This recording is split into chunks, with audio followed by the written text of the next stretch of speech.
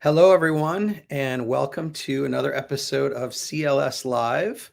CLS Live is our live stream series brought to you by the publishers of Contact Lens Spectrum.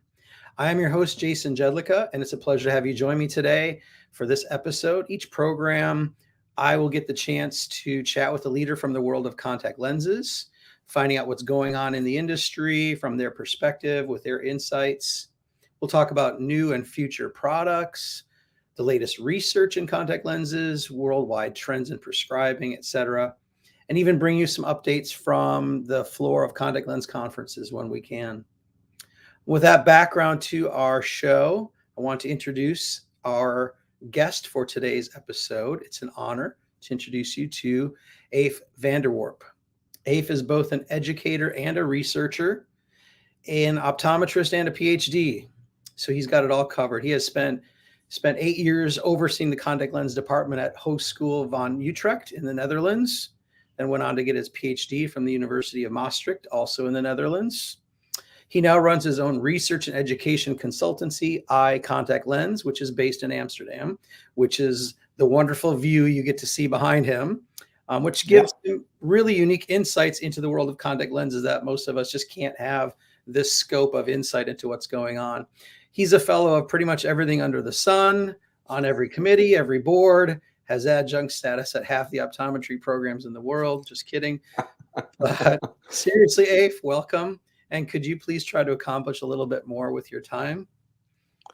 Thank you very much, Jason, for a very nice introduction. That's a unique one. I haven't had that one before. That's pretty cool. Well, again, thank you for being here. This is great. I mean, it's always fun to do these shows, but it's more fun when the person on the other side is a good friend. And as I was saying, we could probably fill an hour of time if we wanted to, just chit-chatting about a lot of things. But I think I was trying to remember when we actually first met, and was it around the Scleral Lens Education Society? Is that why? Because we were both on the initial board for that. Is that how we first? Yeah, probably with Greg Denaire and Chris Sint, of course, starting it, and then they asked me on board basically, and you on board. I think that's how it happened. Yeah. I think I go back to those days and think how much things have changed. So we're talking about more than 10 years ago, right? Pretty much. Yeah. And back then it all seemed so new, and now it seems like we've been doing this for a long time already, which is great. It's awesome. So, which is in fact not much longer, and that's a beautiful bridge to the meeting, of course, than about 10 years. So about 10 years ago, I think, 2011, exactly 10 years ago, that Scleral Lens guide that we wrote was, it came out at GSLS 2011. So it's actually an anniversary. It's 10 years ago, and like you said, a lot has happened in 10 years. Yeah, for sure. Absolutely. And you've gone through another iteration of your book, second edition, and that's all great. So, and it's become kind of the great introduction to scleral lenses for all of us. So appreciate it. I gave a little bit of a bio, a little bit of an ingest there too, but go ahead and tell me a little bit more about how your career evolved and how you became to be recognized as this international voice in contact lens. Well, I'm not sure about the latter, Jason, but you are. I was lucky. I was lucky to be at the right place at the right time a couple of times. So I'm an optician. I did optician school, which is a separate school here in the Netherlands after high school. And then by the time I was finished, my employer where I worked on the set, I said, well, listen, we're starting for the first time an optometry school, like a university-based optometry school in the Netherlands. Are you interested? And I was like, what's that? Optometry, what does it even mean? So long story short, I did that, and I graduated in 92, I think. And I was the first to graduate from that school. There were two of us. There were two optometrists in 92 in the Netherlands. I'm not kidding. We were not allowed on the same plane at the same time. And I was just, because of that, I did some externships with Nate Ephron in Manchester, and Phil Morgan was there doing his PhD. knowing those people, that really helped a lot. And then spent 4 months with Jan Bergmanson in Houston, some kind of residency. Again, those people have been so important in my life, and that sort of got me going, basically. So being there at the right time was probably the best thing I ever have done. How true is that? I mean, I can always think back to how I got from where I started to here and the people along the way. And so that's just, a good thought for those people who are starting out and thinking, how do I get to be where this guy is? It's just getting to know people, work hard, and when the right opportunities come, to take advantage of them. Absolutely. And I don't want to get ahead of things, but that is the beauty of the Global Specialty Lens Symposium, Jason, for me. At that time, there was no GSLS, but there was the Academy. So the first thing I did indeed was get a fellowship. So that was 96, so that's 25 years ago now.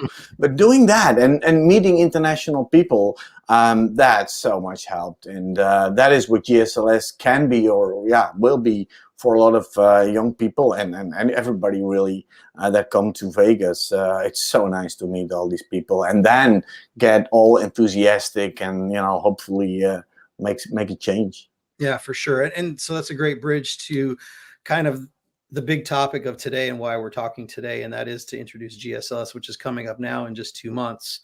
GSLS, for anyone who doesn't know, the Global Specialty Lens Symposium, which is held in Vegas every year, end of January.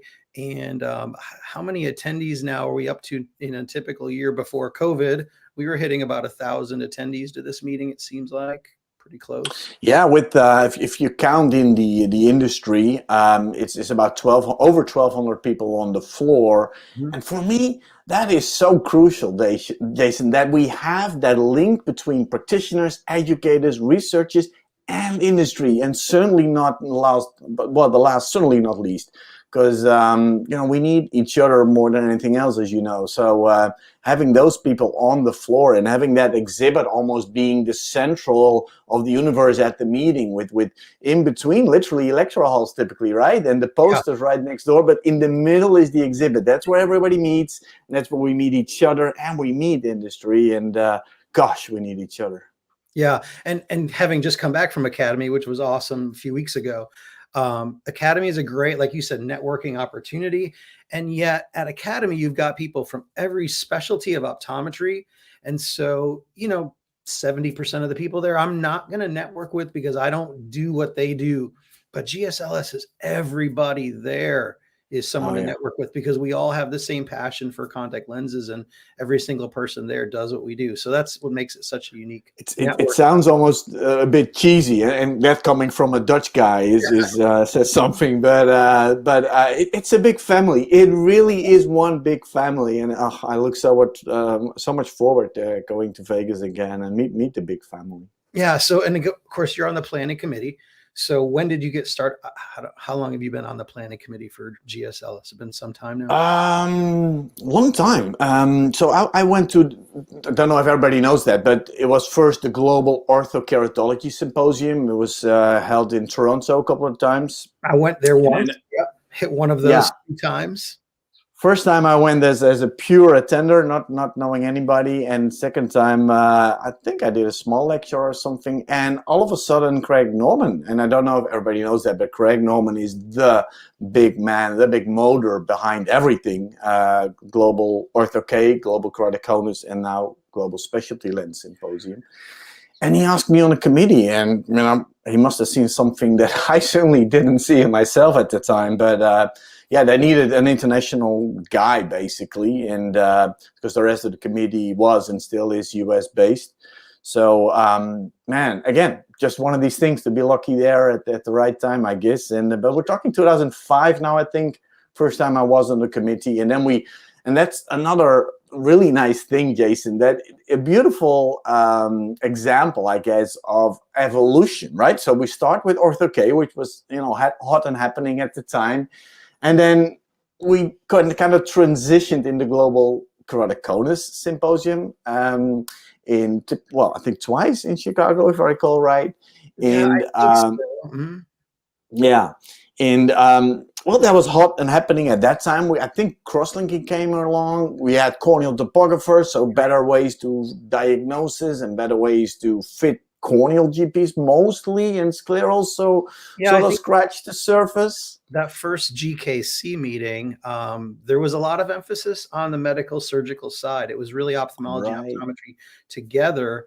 But right, yeah, I which mean, was nice too. I think it's so interesting how, again, the program has evolved to encompass everything. And now, interestingly enough, myopia management, which was initially part of and still is part of GSLS, is gotten so big it's kind of I breaking off know. into its own meeting too now, because there's so many aspects of myopia management. But Right. GSLS still And encompasses to be honest, that I too. really like how we have a breakout. Well, it's not a breakout, but we have Global Myopia Symposium now, and then we have Global Specialty Lens Symposium, because I don't think we should cover all the mechanisms of myopia, the Yeah. etiologies, the outdoor light. It's so complex, and that it deserves a meeting in itself, and it has that meeting, which is very successful as well. And then at GSLS, we certainly will focus on myopia, but more on the practical sides, the clinical side of things, and especially, of course, the contact lens side of things, which is a big chunk. But of course, there's glasses, there's atropine, and other things. But the contact lens part, and how to really focus on ortho K, what are the the maximum powers that you can predict, what's the efficacy, blah blah, etc. etc. Right. All that is certainly part of GSLS. Yeah. For sure. And so you mentioned a bit ago that when you first got involved with GSLS, it was kind of because Craig or somebody said, "Oh, we need an international guy here," which is so true, because I think, again, for someone who has not been to GSLS or hasn't spent a lot of time there, um, that is such a huge part of it to me, is to find out how people in the rest of the world are prescribing lenses. And I've met so many people over the years who come and say, "Oh, I've got this other software program that I'm using, but it's only in Europe," or "I'm doing this research on contacts, but I'm down in Australia." And the perspectives are different. And I feel like in so many ways that this meeting, which is crazy to think of, but this little meeting, which started off as a few hundred people, but very international, is now like unifying and pushing contact lenses worldwide forward. This little meeting, Absolutely. I really think, changes how we all practice, which is I crazy. think you're right. But I'm how with you, does Jason. that? Yeah. Yeah. I mean, Yeah, I've totally. certainly evolved my thinking about how I prescribe, and some of the things that I've learned. So much of it's come from the international side. So talk a little bit, maybe if you can, about how you go about bringing the international perspective. Where do you find the people, and what are the connections you have that get us this great international flavor? Yeah, well, let me give you this ClearLens example, just to come back to that. So we were talking about a little bit over 10 years ago, there were a few only in the world that doing sclerals, right? And they were Don Ezekiel from Australia, like you said, Rens Visser here in the Netherlands, Ken Pullum in the UK, and then Perry Rosenthal in the US. That Mhm. is almost like a mini GSLS in itself, right? And they were such nice people to share their knowledge. They say, well, I don't know how it works, but it works. You better look at this. And that's what we did basically all together. And Jason, if you look at, well, I don't have to tell you, but if you look at the Sclerolens publications now, on a yearly basis, I do like a little PubMed search, and I put up a graph every year in my monthly newsletter. So the one in January of next year will be going through the roof almost. It's crazy. So now, and that's around the world. There's fantastic work from Spain. There's fantastic work from Australia, of course, the US, Europe, well, everywhere. So now we have to bring all that together. And for instance, in the scleral session that I happen to be leading this year, I haven't been doing that for 5-6 years, but we have we have you on board. We're lucky to have information from 3 PhDs from different parts of the world. We have Damien Fischer coming from Australia. Then we have information from Belgium, Elke Krebs' story. She won't be there live, but we'll be covering her stuff. And Maria Walker from the US. So it's all that international flavor. So it's not hard to find them. That's not so much the issue. It's sharing all that at the meeting, Jason. Yeah, it's so exciting again to get that, because there are people that are literally working on answering our questions we have that we don't even know they're working on it. And we come to this meeting, we find out people are working on answering these questions that we've got in practice, and we're getting closer to having better comprehension of all of the aspects, not only of sclerals, but the effect of ortho-K, et cetera, like you mentioned already. Yeah. So knowing there are people out there in labs doing research, and again, getting that information to the whole world so quickly that we can mold our practice around it is really fantastic. So, So, for instance, we were going to run a session on lens care and compliance, and we have Pauline Cho from Hong Kong. That's a whole different story there. They have so much ortho-K in China and that part of the world. And then in that session, we have James Wolfson from the UK. Again, of course, great to have that international science flavor and the BCLA involved. And then, Mark Bullimore from the US, and myself. So again, it's that international flavor. And that's a good example, maybe, now that I think of it. When it comes to lens care and compliance, a lot of things we've done in the past and still are off-label, right? So it's about finding that common ground together and saying, okay, well, we agree that saline solution is good to, for scleral lens applications. Do we agree on that? And that may become the new gold standard, because there is no standard up to that point, and that's bringing our international knowledge together at the meeting. Yeah. So, we've spent a little bit of time talking about how the international flavor comes to GSLS, and the opportunity to network with people, not just from the US, but from all over the world.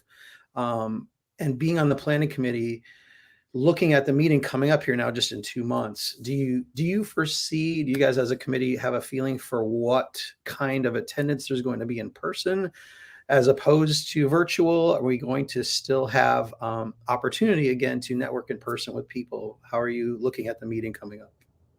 Yes, that's a full green light on being live in Vegas again, Jason. So, I mean, you could point out several highlights, I'm sure, of the meeting, and the agenda is completed now. But the number one highlight for me is going to be the networking and seeing everybody again. So, it's going to be a live meeting. The only reason, if people can't travel, we may have to stream them in, but it won't be an online one like we did last year. So the last live meeting we had 33 countries represented. Actually, the online meeting, we even had more. I think it was 83 countries represented, but it's easier, of course, when you do an online meeting. But I'm certainly counting on 30 plus countries being present. South America is such a growing market. And again, we can learn from them as well, what they're doing there. It's quite amazing. Yeah, no, I completely agree. And again, just to kind of recap this, that as we both talked about, how we are where we are, and you probably work with students, you work with residents, perhaps things like that. I always tell those interested in contact lens residency, that you're going to spend a year learning how to fit contact lenses better, but you don't need to do a residency to do that. But the connections you make as a resident is really what will set you off for the future. And coming to a meeting like GSLS, and most of our contact lens residents are going to be there. This is your opportunity to meet the people and to learn about the science behind what you are learning at a deeper level, and just taking you to a whole different level of practice and setting up for the future. So, Sure thing. The students who are interested in contact lenses, the residents, et cetera. I just think this is, and even for practitioners who've been in practice for a while, but they're finding a new passion for contact lenses. You say, I really am getting excited about myopia management with ortho-K or scleral lens fitting and regular corneas. I'm more interested than ever. Well, come to this meeting and meet the other people who are doing it, and take that deeper step into becoming a contact lens specialist. Exactly, and if you do come, and I'm sure you will, after your enthusiastic talk here, Jason, please come to us. Talk to Jason if you see him on the floor. Come to me, buy us a beer, and we're your best friend for the next half hour at least. And then we will see from there. You're right. Then you need another beer for another half hour. Well, as we draw this to a close, I was going to say, what a great time it's been. But do you know a guy named Mark Bullimore by any chance? I've heard of him. He's actually in my session on that safety and compliance. Yeah, okay. He's world renowned for sure. Well, of course, I'm just teasing. We all know Mark, but as a bridge, Mark will be the next guest on CLS Live, and that's going to be coming up December 14th. We're going to talk about myopia management, and I'm excited for that time to talk more about the myopia management, also the myopia meetings that are going to be coming up in the future. Again, with so much new emphasis on managing myopia, we'll really talk to Mark a lot about that. So hope you all can be present for that live stream again, December 14th with Mark. And Afe, it's been great. I always appreciate the chance to hang out with you and talk, and I'll see you in a couple months. Absolutely. See you in Vegas. All righty. Thanks, everybody. Right. And again, if you can make the trip to Vegas, it's always a good time. There's lots of great people to meet. There's amazing lectures, posters, scientific sessions. You're not going to find a more comprehensive contact lens meeting. And again, the opportunity to make some new friends in the industry. So look forward to it. It's going to be in Bally's, next door to Paris, not to be confused with the real Paris, Jason. We have some stories about Paris. They do have some good food there. So anyway. Definitely. Great. Thank you, everybody, again. Have a great day, and see you next time. Bye.